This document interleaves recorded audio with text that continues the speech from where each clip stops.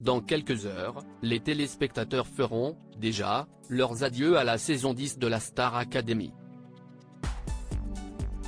Après seulement 6 semaines de compétition, Enola, Léa, Anisha et Louis ont plié bagages et fait un dernier tour de château avant le tout dernier prime attendu ce samedi 26 novembre.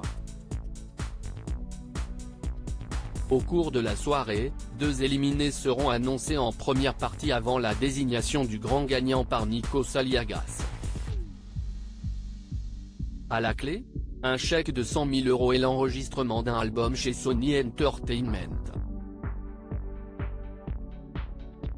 Le déroulé du prime est d'ailleurs déjà connu, grâce aux informations de Lucie Bernardoni et de Marlène Schaff. La finale de samedi va se dérouler en 2 parties. Pour la première partie, vous chanterez chacun aux côtés d'un artiste mais également lors d'une battle à 4. À l'issue de cette première partie, les 2 élèves qui auront récolté le plus de votes du public seront sélectionnés pour la finale des finales, ont-elles annoncé aux 4 finalistes au cours de la semaine. De quoi faire grimper la pression d'un cran chez les élèves. Si l'ex-candidate de la Star Academy s'est fait une joie d'endosser le rôle de répétitrice de prime au cours de cette saison, il y en a un qui est ravi de ne plus être associé à l'émission.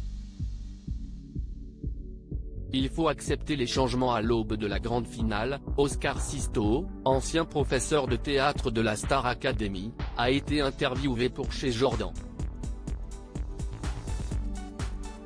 Celui qui est également comédien ne regrette pas sa participation au programme mais avoue que pour lui, un retour pour une prochaine saison est exclu.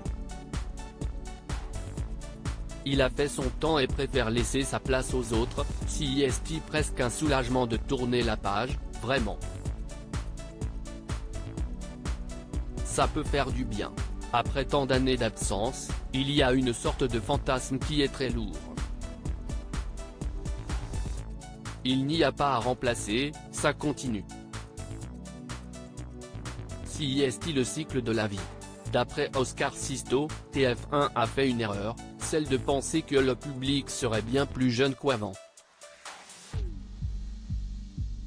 S'il y a de fortes chances que le programme plaise aux adolescents et aux jeunes adultes fans de chansons, pour l'ex-professeur, la star s'est allée trop loin dans le côté jeune. On pense que le public a 17 ans en moyenne. Mais les gens regardent cette émission en famille, donc il ne faut pas chercher un spectacle pour les jeunes. C'est un spectacle pour la famille. La richesse de la Star AC, c'était ça, le grand-père, le père, le fils et le petit-fils regardaient la Star AC. C'était ça la force. Ce qu'ils ne retrouvent visiblement plus désormais.